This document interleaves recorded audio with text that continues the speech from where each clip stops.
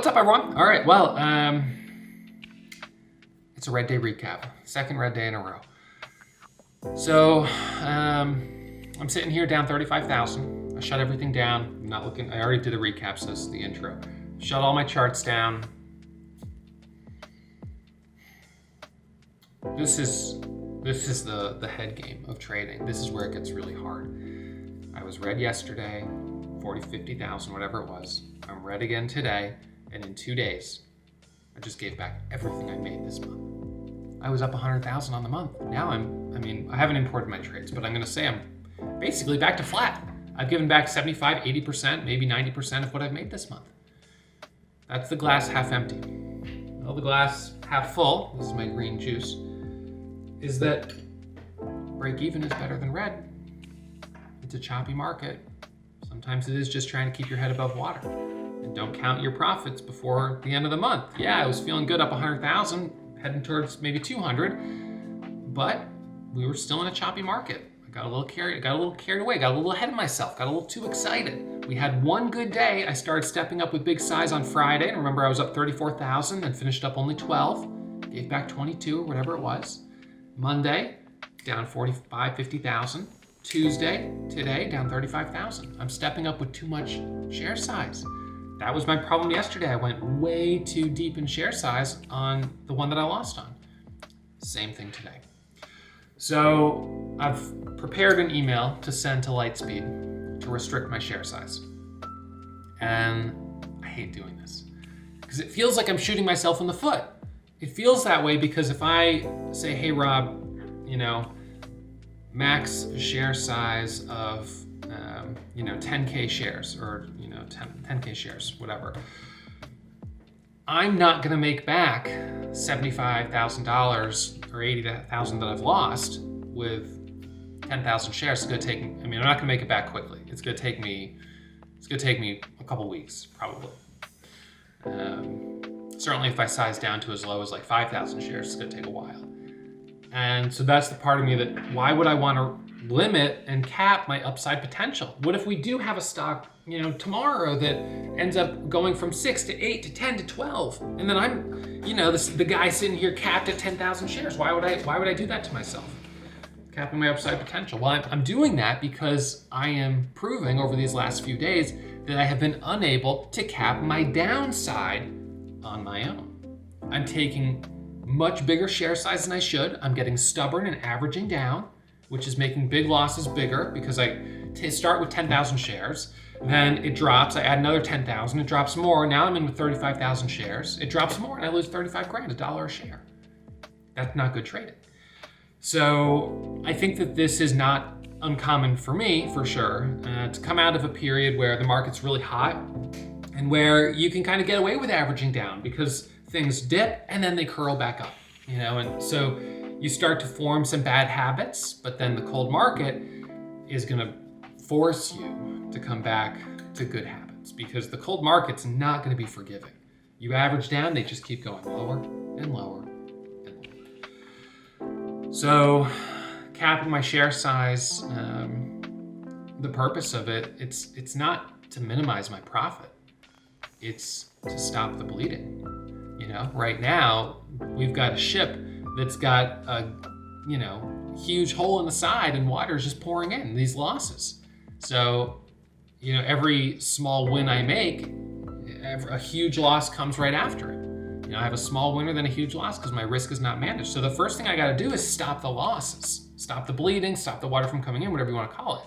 So if I can stop that, and the best way to do it would ultimately be to have the level of self-control that I can just moderate, my risk without sort of having an intervention of like capping it externally from my broker.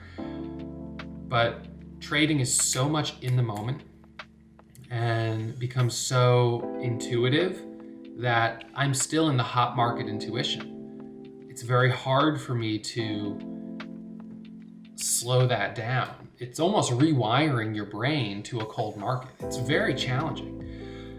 So I feel that I do need to restrict it sort of from the high level of having the broker say, no, this is your max size. That way for the next few days, even if I do, because I'm emotionally fueled, frustrated, and angry, even if I might ordinarily be stubborn and average down, I really can't. I'm gonna go in 5,000 shares and that's it. That's the most I can go in. And if I only make $2,500, 50 cents a share, okay, whatever. But I guarantee you 5-6 days of that, my emotions are gonna be so much lower than they are right now. Maybe the market will also be heating back up, but maybe not. This cold market could go on for another 2 weeks, who knows? So the worst thing I could do is come in tomorrow and not change anything. And since I certainly didn't come in today intending to take 35, 40,000 shares of a small cap stock and lose 35 grand, I'm not gonna plan to do that tomorrow, but it could happen. And so I'm gonna need to put that restriction on my account for a little while. Like I said, I hate doing it, but it's more important to cap the downside than the unfortunate effect of also capping your upside a little bit. It's just better to do this way. So the question for me is just, what do I cap my share size at, for the next few days? And it's not like, I can cap it to 6,000 shares for 2 days and then move it up to 9,000 for 2 days and then move it up to 12,000 for 2 days. It doesn't have to be like, putting it at 6,000, it has to be that way for the next month. It doesn't. It just is for a period of time to kind of cool yourself off, just to kind of slow down. So yeah, this is where I'm at right now. I feel sort of, defeated. The market is just so cold right now, and I'm disappointed in myself that I wasn't able to just take the gains from Thursday and Friday and just sort of tuck them away as more of an anomaly for the month, and instead took it as a sign that things were heating up, started to get aggressive, and then just gave back everything I just made. So yeah, trading is risky, man. It's hard. It's really hard, and these markets are a definite test of your emotional composure. And I never do well in these tests. I never do well in these moments. It's so hard for me. But I think it's hard for everyone. I do. And it doesn't matter how much success you have, it's frustrating. To come in and just get nailed day after day is super frustrating. So anyways, I hope you enjoy the recap. As always, I'll be back at it first thing tomorrow morning, but throttled back on share size just to kind of bring down the emotions a little bit. I'd like to just not have a third red day, but if I do, at least with small share size, it'll be a smaller red day. Certainly smaller. If I lose 35,000 again tomorrow with 6,000 shares, that's going to be ridiculous. But I don't think that that's going to happen unless I decide to trade Tesla. So I'm going to try to just have a small red day tomorrow, and Thursday, Friday, see how the market is, see what we've got. Tomorrow morning I'll see how things kind of finish today. But I'm just feeling like I'm in a little rut, and I've been here so many times. I know what I need to do, but there's that.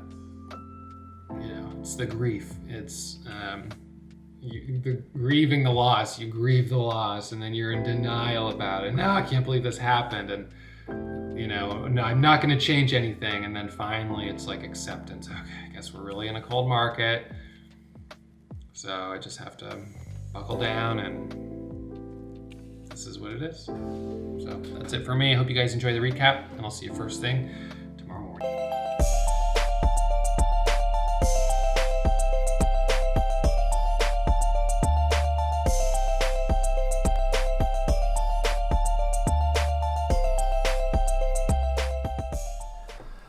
Well, it's easy come, easy go, and just like that, down 35,000, second red day in a row.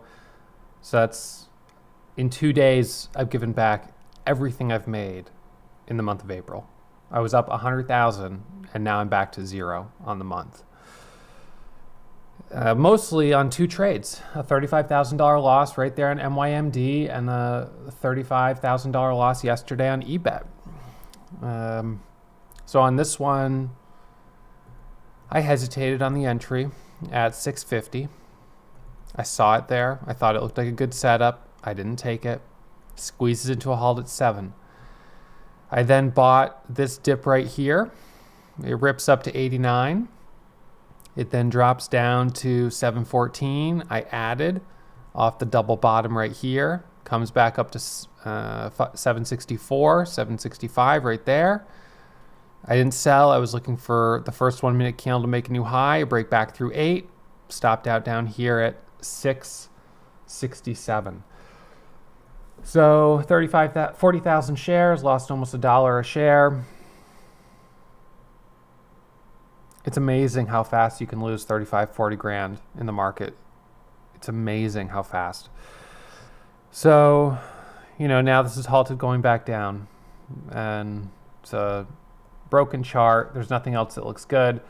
So I'm not going to take any more trades today. At this point, it's just about trying not to go deeper in the red. Now I'm down 100 grand basically in 2 days. 90,000, whatever it is, 80,000. It's not good, and I shouldn't have been so aggressive on my share size. So this is where, unfortunately, I think I might need to take a little bit of time to step back, because instead of just getting in with small size and then cutting the loss, I'm getting aggressive. I'm getting emotional. I'm getting frustrated. I'm getting stubborn. And the losses are getting bigger, and they're going to keep getting bigger. I've had a nearly $300,000 red day. I can definitely go bigger and have bigger losses. So the problem right now, the main issue is that the market is not giving us the same opportunities that it was a couple months ago, and that's fine. But the problem is that I am. Well, I guess, I had a couple good days last week. I had a good day on Thursday and a decent day on Friday. On Friday, I remember I said I felt like it was a red day because I gave back more than half of my gains. I was up 30 grand and then finished up only 12,000.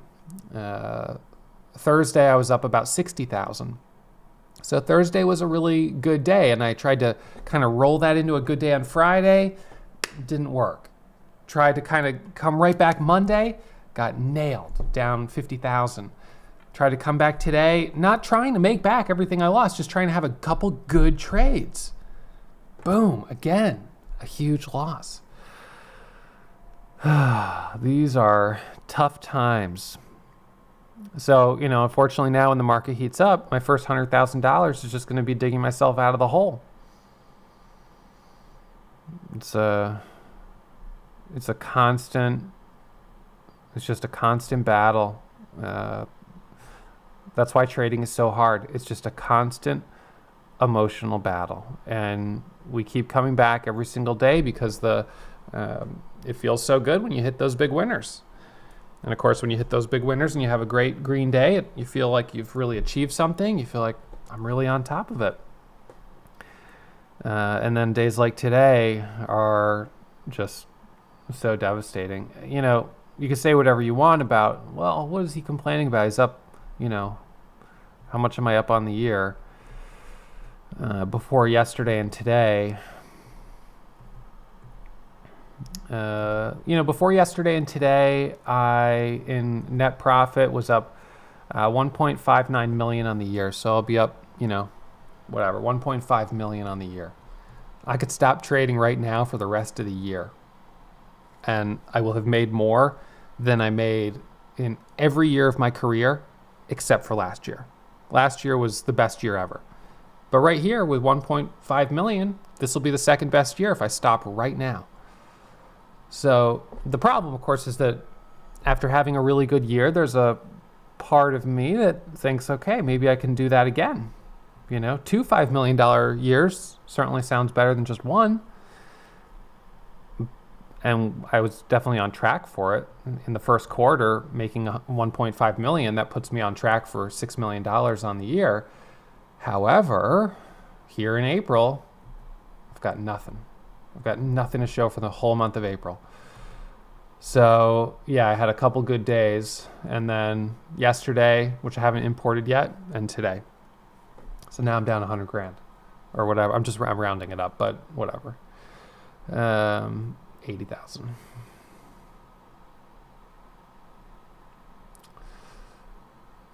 to put it, I suppose, in a little bit of perspective, which is always good, I can go back here to my calendar for 2020. Let's see. Oh, this is what I want to do. So, this is where I sit on the year. This is still better than 16, 17, 18, and 19 combined. You add those 4 years of trading, I've made more in these last 4 months than those 4 years. However, April is slowing down, and in 2020, it was very strange to have, these 4, 5 really good months, May, June, July, August, September, October, and then be down 27,000 in the month of November. How is that possible? Doesn't even make sense. How could I have 700,000 one month and then be down 27 the next? Well, it's kind of like April. Right now, the market was just cold. There was nothing strong. Things that gapped up like this just kept fading. Now you could say, oh, flip short. Well, the problem, of course, with that is that if I flip short, I can't do that in my retirement account, number one, which means I would keep at my income bracket only about half of the gains, 50% income tax, 40% federal plus state, and I maybe keep 55%. Okay, so keeping 55% of every dollar you make, that's not super appealing for me. On the other hand, the challenge is availability of shares to borrow. eBet, it was $1.50 per share, so to borrow 1,000 shares would have cost $1,500 just to reserve the shares. Not even, you're in the whole $1,500 before you even take one trade. So the combination of the cost to borrow shares and short sale restriction and the tax structure doesn't incentivize me to focus on the short side. Well, you could say, hey, well, even if you only made $20,000 and you only kept 12 of it after tax, it's still an extra $12,000. Well, that's true. You're not wrong, but it would force me to open a different brokerage account. And then when you actually factor in the borrowing fees, I don't really know how net positive I would realistically be. So for right now, this is where I sit. What's actually really unfortunate is that this month, I had 2 really good days in my main account. Inadvertently, I just traded in it without realizing it. So I'm actually going to have income tax on the month, even if I lose money, because you don't get to write off the losses that are in a retirement because there's no income tax on it. So if I have $70,000 in gains in my main account and I lost $70,000 in my retirement and I'm zero on the month, I'm actually still going to owe $35,000 in tax on the income from my main account. So I'm negative this month, certainly when you factor in tax. But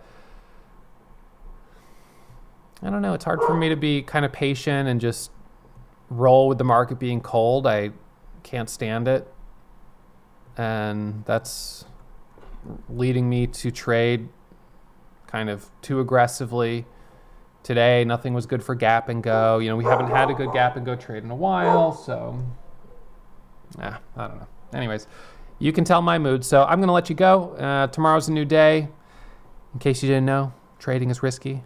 Most beginner traders lose money. Even experienced traders lose money.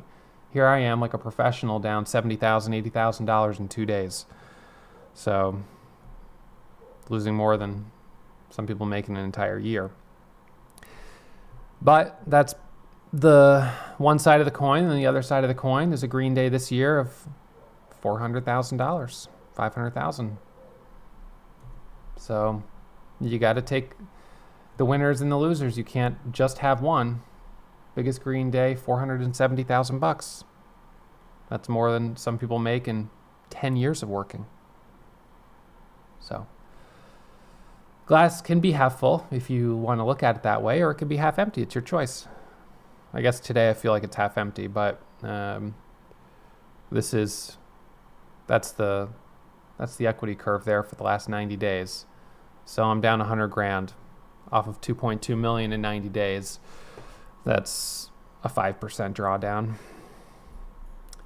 I think what upsets me is that none of the trades were probably worth the risk. You don't risk 35,000 unless you have the potential to make 70. It's easy to lose sight of that risk-reward ratio when you get sort of in really aggressive trading, because you're just sort of jumping in, stacking some gains, and you might have a period where you've taken 15 trades where you were risking 20, 30,000 to make only 10,000, but you had, $8,000, $10,000 winners in a row. So you're up 80 grand. So you know what, you don't really think about it. And then you get that one and you're like, wow, so I just lost 35,000. Did I actually have the potential to make 50 or 100,000 on that trade? No. So then why'd you take it? Boredom, markets are slow, something was moving, I jumped on it, fell into the trap. These are the traps of the market. So really, it's a tough call whether to, even come in tomorrow and keep fighting out in the trenches these really choppy markets, or just to wait till someone says, hey Ross, we just had a 400% short squeeze today, and then come back then. I don't know, we'll see. I got to be able to manage my downside and not keep just throwing gains out the window, being too aggressive in choppy markets. So I see certainly others are doing better than I am this month. Some who have just been more content with base hits, who haven't tried to swing for as many home runs as I have. Others who have taken the short side of trades, who have gotten the opportunity to kind of hold for the afternoon fade. But I'm, back to flat on the month. Although we do have, 8 days left. So if I could reduce my daily goal from 20,000 a day to 5,000 for the next 8 days, that would be a $40,000 profit. It wouldn't be too bad. Finish the month up 30, 40 grand.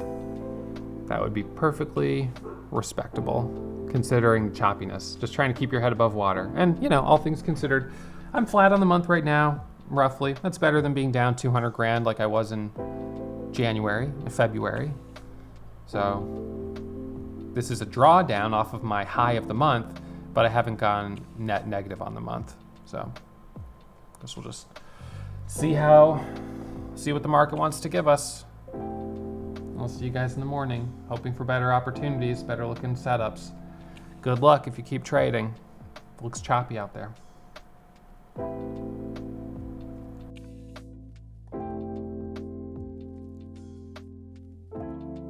And that right there was an entire video with no ads. I don't monetize my YouTube channel with video ads, which means you guys get to enjoy the content. But do me a favor, please hit that subscribe button and give me a thumbs up and let YouTube know that this channel is the channel to watch if you want to learn about day trading.